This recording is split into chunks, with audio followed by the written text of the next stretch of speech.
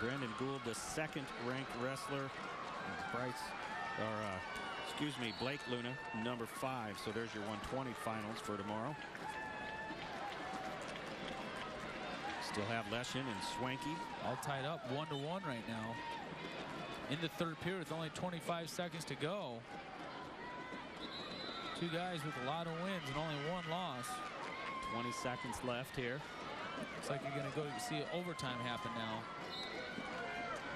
Leshen has just been terrorizing opponents all year, Mark. I don't think he's seen too many overtimes. 10 seconds to go here. Look at Swanky in. Swanky's in. He got a 2-point takedown right there.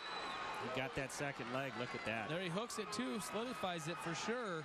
Look at that. Very nice.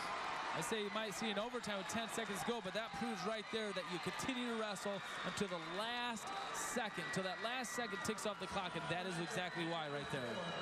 Excellent, excellent point. At Mid-American Energy, part of putting power in your hands is helping to keep families safe. That's why Mid-American provides free educational safety programs to schools, asks you to call 811 before you dig, have annual furnace inspections, and be aware of hazards at home. Mid-American Energy safely delivers electricity and natural gas to us in good times and stormy ones. That's Mid-American Energy. What is good? For us, it's a recipe that begins with one simple step: giving back. Each year, our community impact fundraising events help raise hundreds of thousands of dollars for good causes, from Little League uniforms to youth mission trips. Because we believe in serving not only the food you love, but also our communities. Pizza Ranch, always good. Back here at the Wells Fargo Arena, Class 2A semifinals here in Des Moines, Iowa. As you're watching the mats on the floor, mats 3, 4, 5, and 6. And we've had a lot of wrestling action so far here in Class 2A semifinals. Mark Ironside, Bob Selby making the call here this afternoon. And some surprises already, gentlemen. Yeah, some of these guys came ready to wrestle.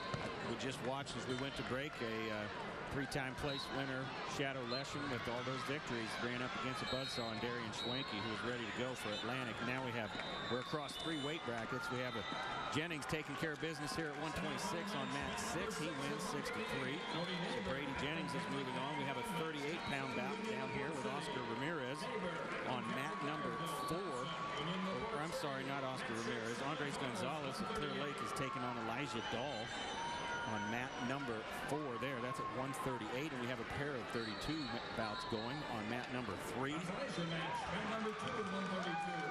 number 3, we have Clarke and Slifka. Hunter Slifka of... why am I drawing a blank on there? Hunter Slifka's from Crestwood. Sorry, folks. Some of these abbreviations are kind of tough to remember or read, too. They changed them up on this year. Yeah, they really made a bad move there. Well, we're looking down at our bout sheets. We're looking at a CR for Slifka. One thing is Cedar Rapids something, but Cresco. He's the number 4 ranked wrestler at 132, taking on Clarke from Davenport Assumption, number 7. It's Eric Clarke on mat 3. And there's Oscar Ramirez over on mat number 5. He's the number 1 ranked wrestler at 132. Oscar Ramirez is from Esterville, Lincoln Central. He's taken on the other Leshen, Bryce Leshen, one of many Leshens for Albia. He's the number 2, another number 1 versus number 2. Coming up here on mat number 6 right down here is Max Thompson, 2-time state champion for the Port City Union, going for his 3rd state title. He'd probably be the next candidate we would have for a 4-timer. None this year. Well, that Max Thompson right there would be a candidate to possibly get her done next year, but 1 year at a time. And he's had a couple of falls, Mark, to get here to this level. And look at who's sitting here waiting for him, Cody Neighbor, a guy from Dyersville Beckman, a senior who's really done well and got here to this stage, and he's up against the 2-time defending state champ. And so far, he's down 2-0, and in control is Max Thompson. Gonzalez out 3-1 on mat 4. Looks like Ramirez is up quickly 2-0. They go, or this is a second period score. Leshen on top now in the second period. I should say in top position. He's down 2-0 on the scoreboard. And of course Clarke is Slifka. Clarke is ahead 3-0 in the second quarter as they wind down under a minute there.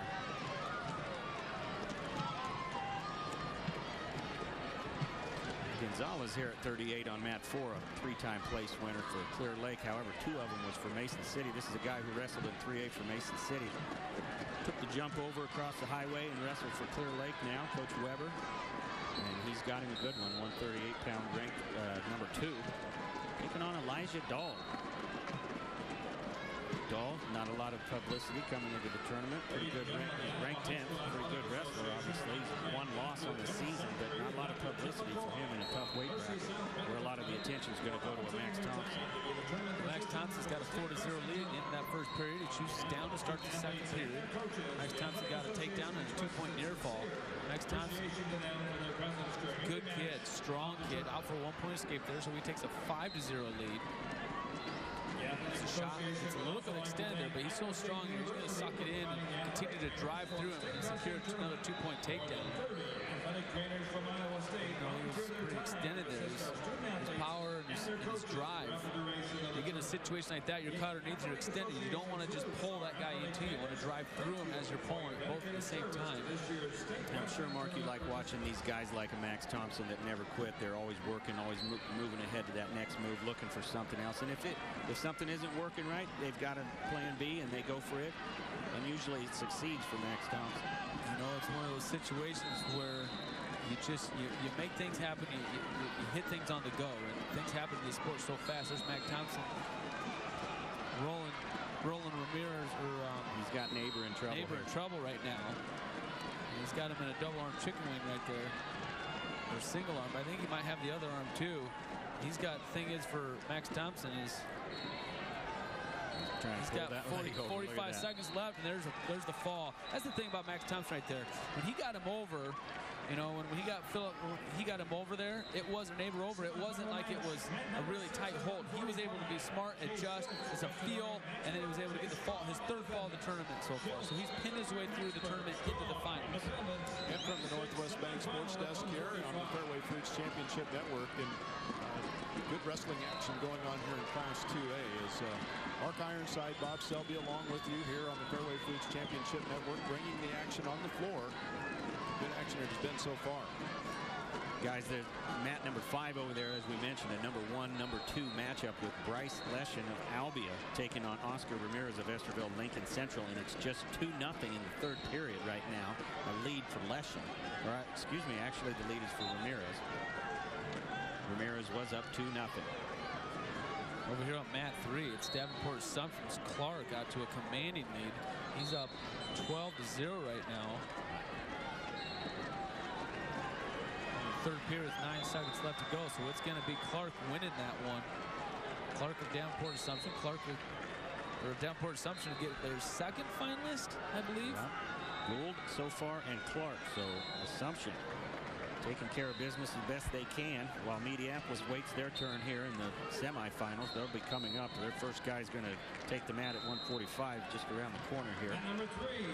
Clarke of Davenport Assumption is going to be taking on the winner of the 1-2 over here between Ramirez and Leshen. So it's still 2-0.